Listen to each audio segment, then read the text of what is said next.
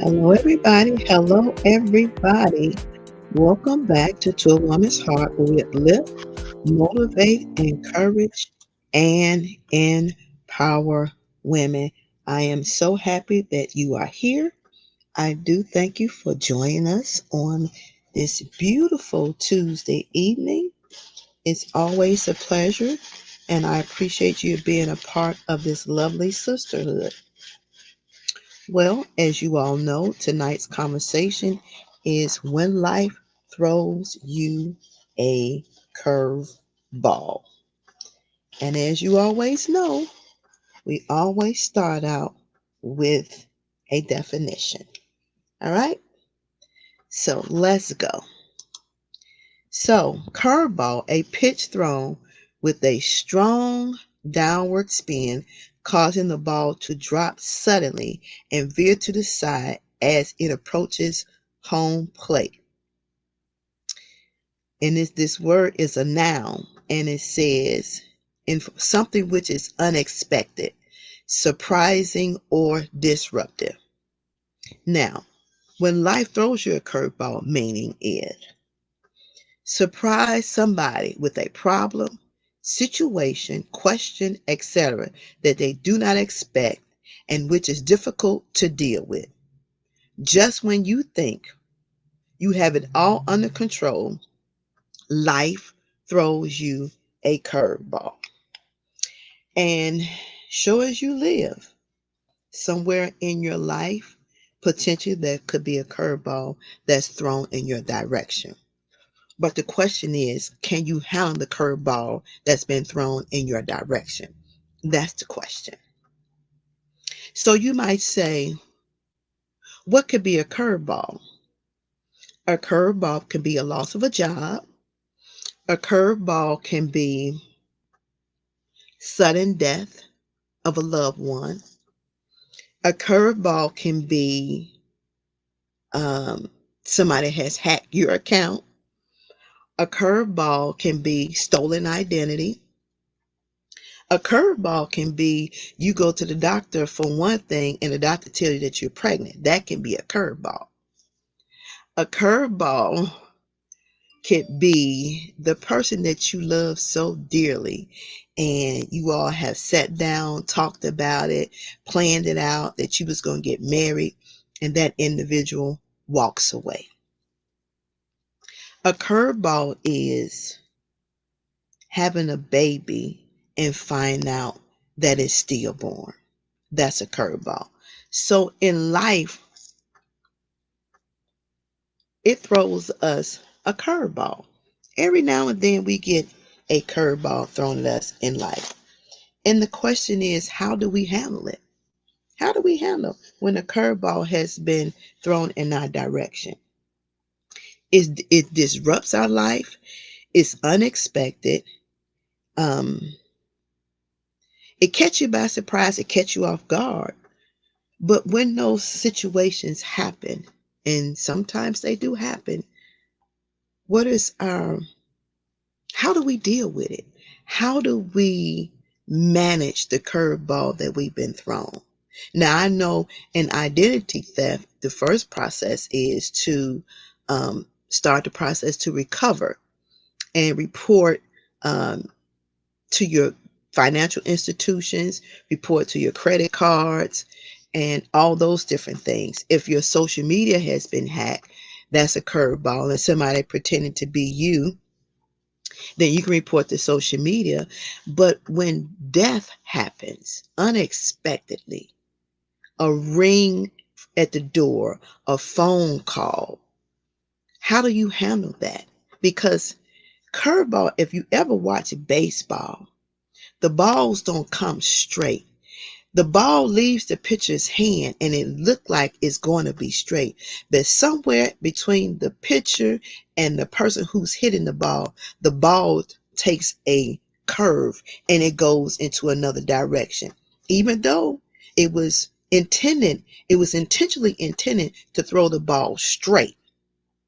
But midstream, the ball curved and went another direction. Same thing when you're in a bowling alley. You can throw the ball straight and you're like, yes, yes, yes, yes, yes. You're watching this ball go down the lane, and you watching it go to the middle arrow, and you saying it's going to hit all the pins, but just before it get to the pins, it curve and it goes in the gutter. And that's what a curveball is. You think everything is good. You think everything is straight. You think everything is hunky dory. And then there, somewhere in midstream, it takes a turn for the worse. A surprise happens. A problem arises. And in life, when those curveballs hit, sometimes they can knock us clean off of our feet. And it can make us a little dizzy, make us a little woozy, that sometimes we can't even recover from it because it's such a shock to us as an individual, our emotional, our spiritual, and it knocks us clean off of our feet. And sometimes when you get that curveball in life, the best that you can do is to ask God to help you to deal with it, to digest it, to try to understand it, and then try to find some solutions to whatever the curveball is. And then once you understand what you're sitting in, and you understand the curveball that's hit, then you can take the steps to try to figure out how to make things better in your life with that curveball. Um, if it come down to your banking and somebody has to attack your account financially, the curveball is to call your banking institution and cancel all your credit cards. That's the first thing you can do for that. But what about that emotional curveball that is thrown your direction when you have set up a wedding date and you have planned it out extensively, and then the individual tell you later on down the line they don't want to do this anymore? How do you handle that curveball that's been thrown at you? Now you can either wallow, and I know it's going to be a stain because you have your heart, you made all the necessary step, you gather all your people, you got your location, you got your dress, you got all these things that compiles up to make up the special day that you're looking so forward to having. And then this individual throw you a curveball and say they don't want to do it no more. They don't provide you no reason, and sometimes they may not even tell you. Sometimes they may leave you standing at the altar and don't even show up. You don't get a phone call, you don't get a text message, you don't get anything. And it's a shock to your emotional state. It's a shock to your mental state. Now you got all these people sitting in the church. Your family members are sitting there, and now you feel some type of way because you've been left standing. That's a serious curveball. And when you really think about it, are we as women really strong enough to walk away when situations like that happen? Because a lot of individuals can't walk away. Some women actually have breakdowns behind that. They are never the same, and the trust factor that they had disappears. And no matter how good the next person is, no matter how they promise they won't do that, in the back of their mind, because of that curveball that was thrown in their direction, they still have the doubt. They still question whether it will happen for them. And you got to understand, because curveballs are not easy to deal with. Just like you go to the doctor and you say you have an upset stomach, and the curveball is you've been diagnosed with a deadly disease. Those are things that knock you off of your feet. And will you recover? Will the sting from the information you receive, will are you able to just bounce back up on your feet? No, you're not, because it's a curveball. It hit you unexpectedly. It didn't come the way you wanted to come. It came from another direction. You went into the doctor's office thinking that something's wrong with your stomach, and then they tell you that you have something else. That's a curveball. That's a lot to digest. And then some individuals, when they get those curveballs, they don't share with family or friends. They keep that kind of information to themselves, not realizing when you get those curveballs, that is the time the most time that you need a family member, a friend, somebody's going to be there to support you. Somebody's going to be there to encourage you, to help you to get through it. Because it's hard when you throw a curveball. Like I said, it stings, it takes you by surprise, it disrupts your life. Um, and then you have to figure out, once you actually digest and you understand what has transpired in your life, then you have to figure out how to deal with it. And it's not always an easy solution to deal with it. It's not. And I'm saying that when those curveballs hit you, however they hit you, find you somebody that you can lean on, you can conversate with. If you're in church, call your pastor. If there's a mother in there that you feel confident enough to talk to, call her up and talk to her. Everybody needs somebody. You need at least one person that you can go to and talk to about the stresses and strains of life, because we see it all the time. Stress kills. It is the silent killer. And when you're thrown a curveball, the pressures of life can become so heavy you don't know whether you're coming or going. And so when you get in that place, you need somebody to help you kind of steer you back to some solid foundation on a good path until you can figure out what your next step or your next move is. We all have them. And everybody deals with the curveballs of life differently. Like if somebody passed, and for me, my father, my mother, and my son, and each one of those situations had a different effect. The curveball with my son was he was my child. So that is somebody that was close to my heart. Now that one almost took me out for real. And the only thing that saved my mental state was I called my cousin in St. Louis and I told her, I need to go. Can you get me a ticket? And she did. She got me a ticket. And when I got to Missouri, didn't know how bad I was. But when I got back and I finally fought for myself to get myself back, when I got back, people said, your body was here, but you were not here.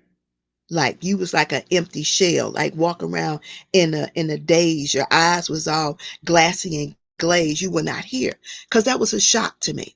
That was something that I wasn't expecting to happen, because on that day I had scheduled um some time for me to go out and hang out with some of my friends. But for whatever the reason, I couldn't get myself together. I put my car with a friend of mine who was going to fix it. So I told him to take my car to fix it while I was going to be out with my friends, because I wasn't driving that day. So it was a good time for him to take my car and fix it. I had washed my hair, and it was something that would not allow me to get myself together. And so I had the nurse. She came and picked up my son. It's called respite hours. So she took my son with her to her house. And I couldn't get it together.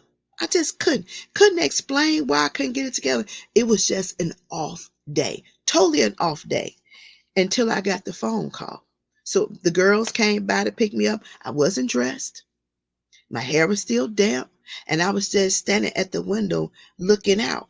And they was like, what is wrong with you? And I'm like, I don't know. It's just something. I just can't get myself together. And next thing I know, the phone rang, and there was the message from the nurse saying my son had passed. So that was a curveball for me. It took me, it took me by surprise. He was only 3 years old. It took me by surprise. It knocked me off my feet. And so once everything, the services went through, and once everything was settled, I left Chicago and I went to Missouri. Like I said, my cousin gave me a ticket, but I had an aunt who had a son at a young age who was hit by a truck and died.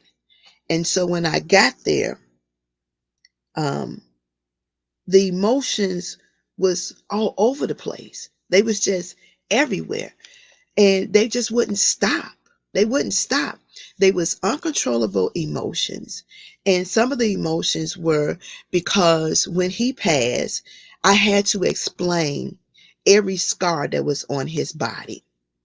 And for me, when they're asking you to do something like that, it's like they're making you feel like you did something to the child.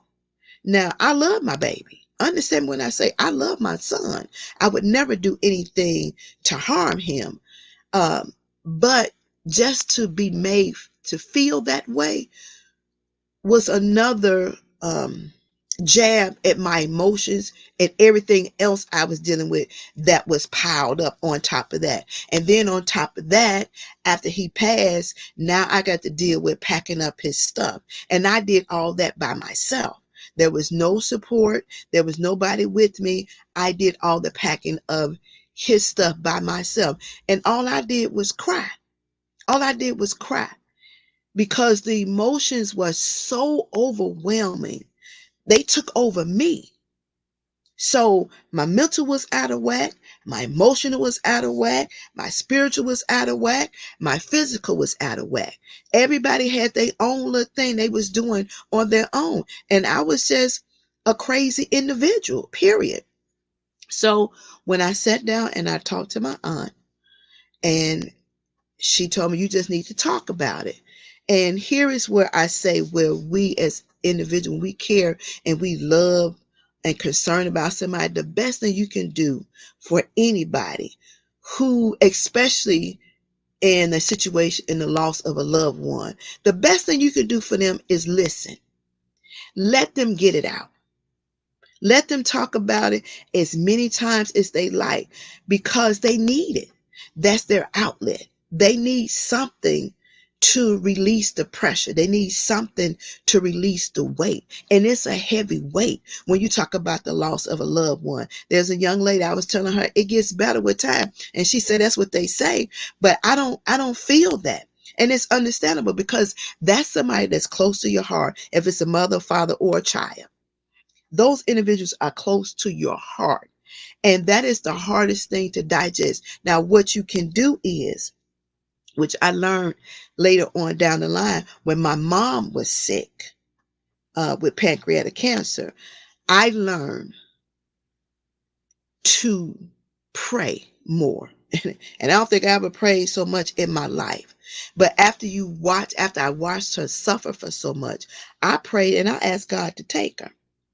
And the curveball for my mother was I was working in Elmhurst at Keebler at the time, and the washing machine had went out.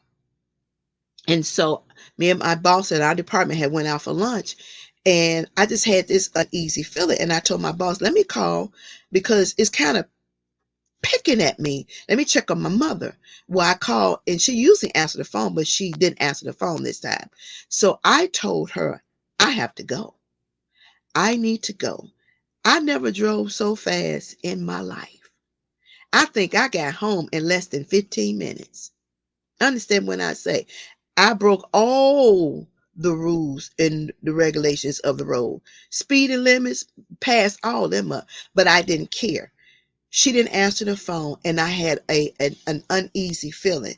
So when I got home and I looked in the bathroom, all I saw was blood. That's it. And she was laying across the bed with this pail, but she was really jaundiced. She was really jaundiced. And if you know what jaundice, for those who are mothers and had babies, that's when the skin is really yellow.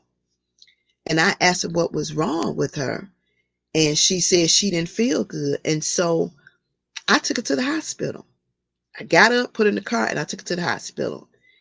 And what we found out, and me taking her to the hospital, we discovered that she had pancreatic cancer. So there's a curveball.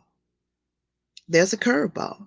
And life throws you these curveballs. They do. And dealing with all of this, you learn that everybody don't understand the shoes, the seat, the road that you walk. They don't understand it. They may say they understand, but they don't really understand what you're dealing with. because they haven't had that type of curveball to hit. What I say is when any curveball hit, again, find you somebody that's supportive. Find you somebody you can talk to. Find you somebody that, they know how to motivate you and encourage you, even if the situation look um, dim and it looks dark. There is somebody that has the strength, the power to get you to look at things differently, or to help you to look to God, or to help you pray, or to help you digest what you're going through. But the biggest thing I say all the time is talking. Is talking it out. When life throws you a curveball, you need to talk it out. Sitting in silence, shutting down, shutting people out is not so helpful, because you end up in a depressed state.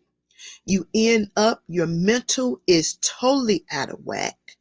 You end up so depressed that you're so deeply depressed that it's hard to fight your way back to your sanity. And believe me when I say, it is a journey. It is a fight to get over some of the curveballs that we as individuals deal with. It's easier said than done. You can say fight, but it's a hard fight. Let me tell you, you got to put some work in to fight your way back to yourself, to fight your way back to a healthy version of you, to fight your way back to get your mental healthy and your spiritual and your emotional healthy. It's a hard journey. I don't care what the curveball is. It's a hard journey, because that curveball is something that has knocked you completely off your square. It's totally unexpected. You can't prepare for a curveball. That's why they're called a curveball. You can't prepare for them. Those are unexpected things. When you think that the road that you is traveling is straight, and all of a sudden it take a turn, that's what you call a curveball. You can see when you're going down the road as you walk in the path and it's straight, but when that curve, that all of a sudden that road turns, it's like driving a car, right? So you're driving a car and you're on this street and the road is straight, but you're not expecting this steep curve to hit. Now, you know it's a curve, but you don't know how steep the curve. And when you get to the curve, you instantly have to put your feet on the brake, because it's something that's unexpected. And so curveballs are something that is unexpected, and they're very hard to deal with. Some parents who have kids that are incarcerated is a curveball. And a lot of people don't understand the effects of that curveball. It is hard to deal with. We can say how we will respond, we can say how we will react, but you can't say that until you stand in the shoes of those individuals who lost a loved one, who has a person that's incarcerated, who lost finances, who's been left at the altar, who lost a child, who's been diagnosed with a deadly disease. You can't say how that person should handle the curveball. You can't say that, because we don't know how we're going to handle the curveball until we stand in those shoes. Every individual that's thrown a curveball handle it differently. Some people cuss. Some people scream. Some people get angry. Some people get depressed. They're stressed. They have panic attacks. There's all variations in the reactions when a curveball comes around the corner and it hits you unexpectedly. So we can sit here and we can pretend that if this happened, then this is how I'm going to handle this. And if this happened, this is what I'm going to do. And then if this happened, this is how I'm going to look at it. And then this happened, this is how I'm going to feel. You can say that now until it happens to you. And when it happens to you, your whole perspective, what you said, what you was going to do, how you was going to act, how you was going to think about it, how you was going to adjust to, goes clean out the window. Clean out the window. Because now your emotions has supersede. They take over. And some individuals are not even sane when certain instances and certain situations happen, because like I said, curveballs are unexpected. They don't That's something that you don't plan for. You don't plan to go to the doctor and be diagnosed with cancer or leukemia or whatever the disease is that's deadly that can kill you. You don't plan that. You go to the doctor for a simple issue and you come out with a bigger issue. Now you have to take the time to digest it. And it's hard to digest a surprise. It is. And a lot of people don't like surprises. They don't like surprises whatsoever. They want to be in the know. But let's be honest with ourselves. In life, curveballs are surprises. You may see the package. It may be pretty, it may be nicely wrapped with a pretty bow, but you really don't know what's inside that box until you pull that bow and you tear that paper off. That is when you find out what's inside that box. And inside that box, wrapped up in a pretty package in a bow, is a curveball. An unexpected incident, situation, problem, issue that you potentially will have to face. And a lot of us are not prepared. We're not. And let me say this.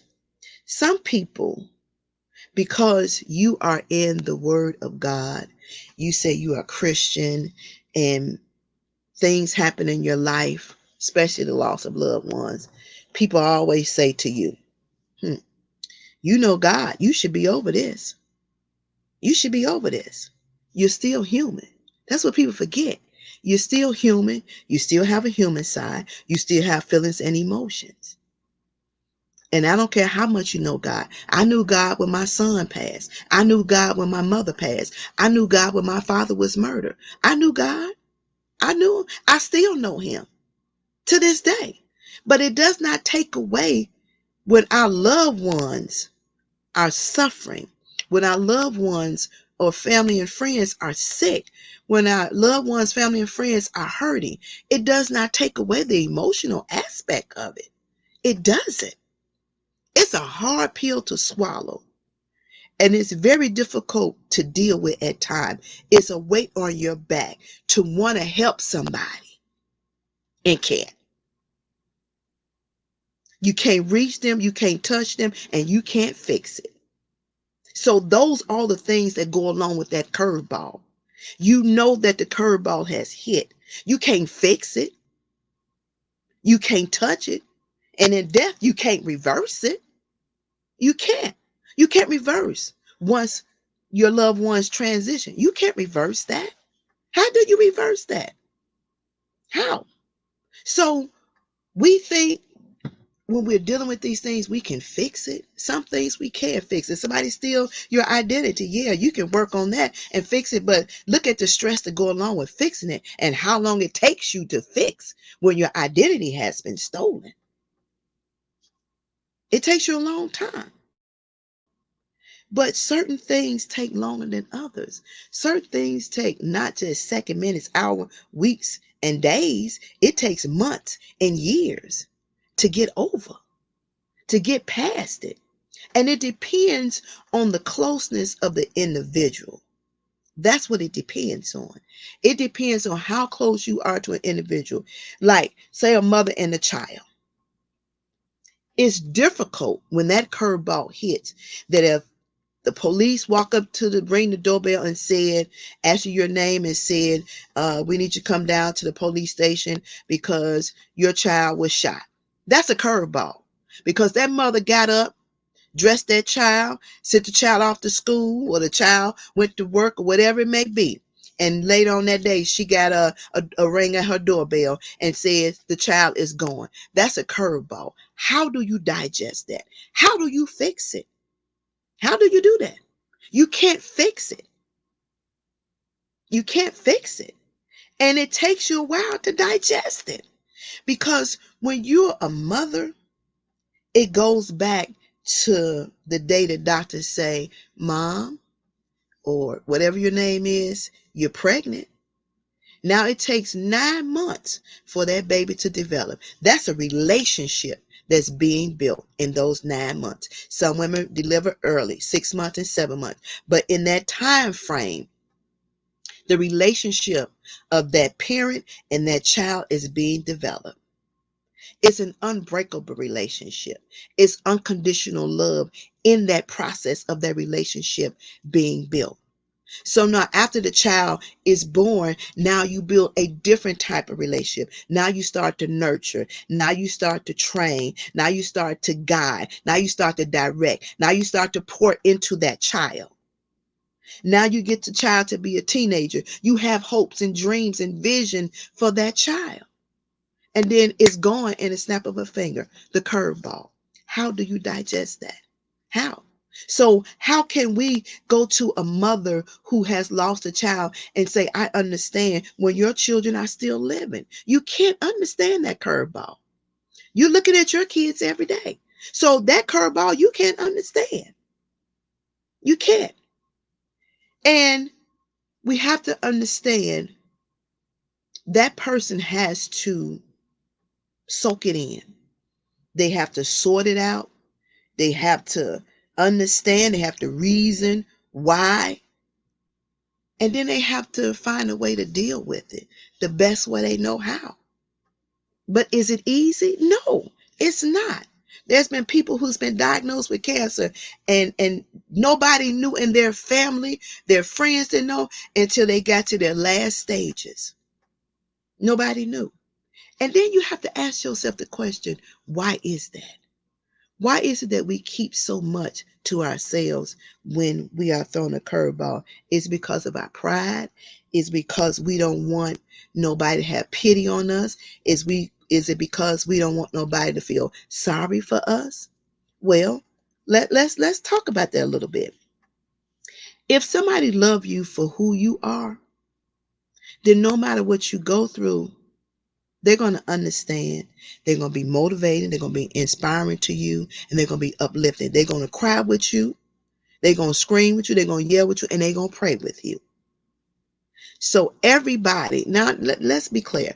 Some people don't know how to handle heavy burdens, not even their own. So they're never going to be equipped to handle yours because they can't handle theirs. They don't know how to put those emotions and feelings in the proper bucket for themselves. So they can't handle yours. It's too much for them. So we have to understand it. That's why I say there are some people in your life who you know has your back, your front, your side, your other side, the crown of your head, the bottom of your feet. They're there with you through thick and thin. They're there and they understand. And then find you some groups that deals with grief. Find you some groups that deal with financial issues. Find you some groups that deals with divorce. There are groups for everything. If you don't have nobody that you can trust in your corner to talk to, the kind of and all sometimes we need is just to talk it out. And when in us talking it out, we come up with solutions for ourselves. We just need somebody to just let us vent, to let us just talk it out. And all the time when you're venting, let's be clear. When you're venting, not all the time does venting mean that you're complaining, but that's the way that you filter your system to clean yourself so you can free yourself. Okay? Let me say that again. All the time when you're venting does not mean that you're complaining. Sometimes you need to talk it out so you can clean yourself, so you can free yourself. And we know when you go to psychiatrists, they tell you all the time to talk it out. That's the best thing you can do is talk it out. The best thing. And I'll give you another way you can talk it out. If you're not comfortable going to psychiatrist, because I've done this myself, and it works. Like I'm talking to you on this stream, you have an iPad, you have an Android tablet, you have an iPhone, you have an Android phone, you have a laptop. Get your camera, get you a chair, turn on the camera, sit in front of that camera, and say everything it is that you need to say, especially if you feel like you don't have nobody you can trust to share some things with. And I promise you, in talking to yourself and being totally honest and transparent with yourself and looking at that camera, I guarantee your emotions are going to rise up. Every time they're going to rise up. And sometimes they say journaling works too. You never know. You might be in a position. Sometimes God allows us to go through things to help somebody else. All the time we think we're going through a storm is because we're going through because of who we are, something we did wrong. But that's not always the case. Sometimes we go through things to be a testament to somebody else so they can see that if I got through and I didn't crack and I didn't fold, then they can get through. And sometimes that may be the book that needs to be written that may save somebody's life down the line. You don't know that. You don't. When my son passed, there was a couple of individuals I talked to that I had no idea that the things I had went through with my son was beneficial for them. And that was years after the fact. So let's realize, even though it looks bad, even though it look rough, even though it look grim and it look dim, we have a story. We have a testimony. And that testimony is all a part of a test. And for you to tell somebody else so they can, like your parents say, not make the same mistakes, learn from it, and learn how to deal with some things. And sometimes with us sharing things with somebody else, help somebody else get through the storm quicker than they would if they hadn't heard your story. We don't know what our purpose is in life. We don't know what we have been through, how it will have an effect on somebody else. But some of us are so fearful in sharing our story that we keep it to ourselves. And that story may be the very thing that saves somebody's life. You don't know that. You don't know that. I think, well, I share, I talk, and people probably say I talk too much, but it's fine. It's okay. But I don't know how it would help. And my purpose is to help somebody. You know, your parents used to say, I didn't cross that bridge. You got to cross that bridge. Well, if you didn't cross the bridge, why not share what you learned in crossing the troubled waters with somebody else so they can avoid some pitfalls that you experience? Are we not supposed to be a sisterhood? Are we not supposed to look out for one another? Are we not our sister keeper? Are we not? But we are living in a society, shame to say, that we smile in each other's face, we stab each other in the back, we pull the rug from each other's feet, and we slam the door in people's faces. And the things that we do that we think is right is wrong. And we don't realize how damaging, how hurtful is it to somebody else. And the very thing that you do to somebody you think is okay, you will not dare want it done to you. And those are some things we need to really look at. We really need to take a close look at that. Bottom line. And all this is about a self journey. I can't tell you what to do, how to do it, when to do it. I can't tell you when to heal and how to heal. I can't tell you how to mend your brokenness, how to fix your brokenness. But we can talk about ways to get you where you need to be. And if any of these conversations help you in any kind of way, God bless. I'm grateful. I am so grateful. Because let me tell you something. I don't have no papers. None whatsoever. I don't write anything down. Nothing. This is not my platform. It's God's platform. I'm just a vessel. That's it, and that's all. I have things I've been through that I've shared. We've all been through some things. We've had some lessons we had to learn. My mama say some the easy way and some the hard way. And some lessons we didn't have to buy and pay for. But we ought to get to a point in our life that we don't want to buy and pay for no lessons no more. We don't. We need a good support system. We need to go back to the village. Village ain't just for kids. It's for us women too. We need a village. But do we really understand what the village entails? And I don't think we don't understand that anymore. Because if we did, we as women would realize our strength and how much power that we really possessed. We, I've said this in TikTok video, some of us imprison ourselves. We do. When we go through the curveballs of life, we imprison ourselves. And sometimes, depending on the situation, we blame ourselves too. And I'm telling you, forgive yourself. Let it go. God allowed things to be for a reason. Everything has its purpose and its place. All you have to do is find the message in the middle of the madness. That's all you have to do. But curveballs, they come.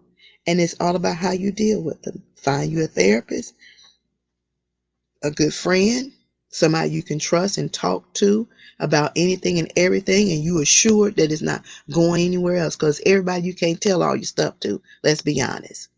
You got them individuals that you know that's been with you through thick and thin, that you can share your most inner, deepest, dark secret. And they will tell you to your face, you shouldn't go that way. Why don't you think about doing it this way? How about we try this path? I understand that you're hurting. I understand that you got the diagnosis of what the doctor told you. But let's find some positivity how we can deal with this. And again, in curveballs, what causes us to sink the fastest is our emotions. Our emotions. And then in your emotions and your mental, in a tailspin, it affects your physical. You get your panic attacks, your anxiety, you become depressed and stressed. So, life throws a curveball. I'm going to say to you, how are you going to deal with it? What tools are you going to use? Because if it ain't happened, it potentially could if you ain't already sitting in it right now. But find you an outlet. Find you some groups. Find you a psychiatrist. Find you somebody that you can talk to that can walk with you through that journey. That's all you need. And most of all, pray. That's the biggest thing you do. Give it to Jesus.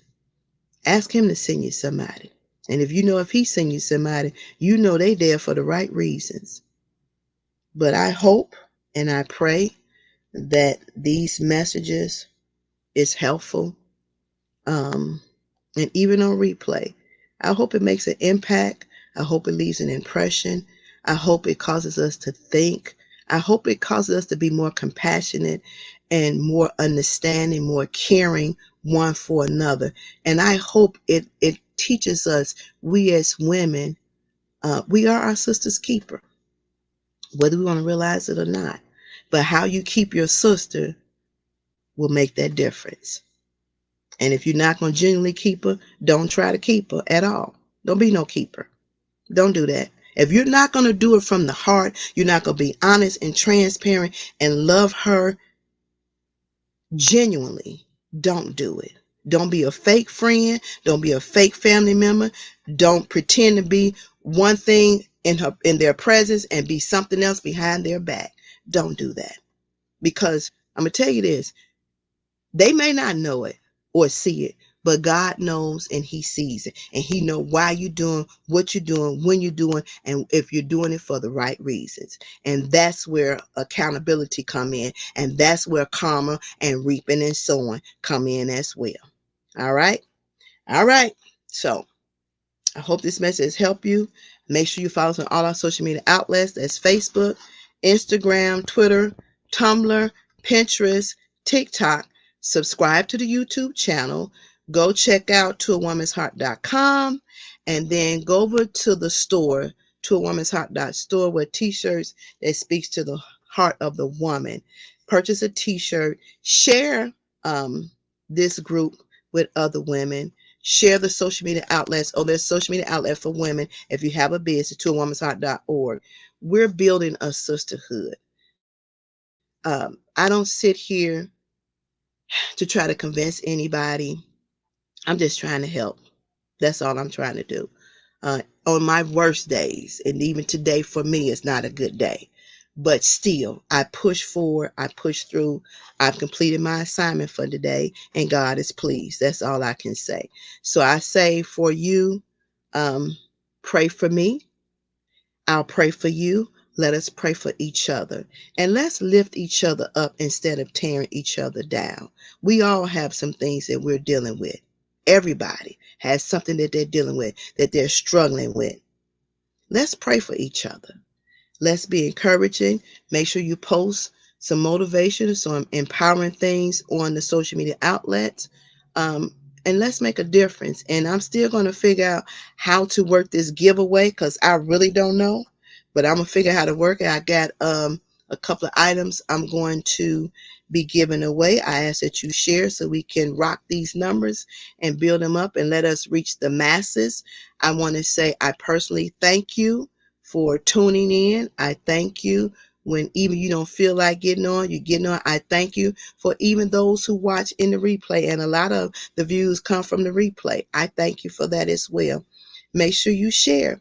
Let's share. You never know what conversation can help somebody else. So let's share. Let's be that sisterhood that we was intending to be. All right. And if there is some content that you would like to talk about, you would like to see something changed up, let me know. My niece talk about makeup, but I don't know. Y'all let me know about that. Let's talk about that. So you can send me an email at toawomansheart@gmail.com, or you can DM me. Let me know your thought process on what you would like to see on To a Woman's Heart. All right. Sending much love to you, many hugs, and much prayer. All right. Take care, everybody.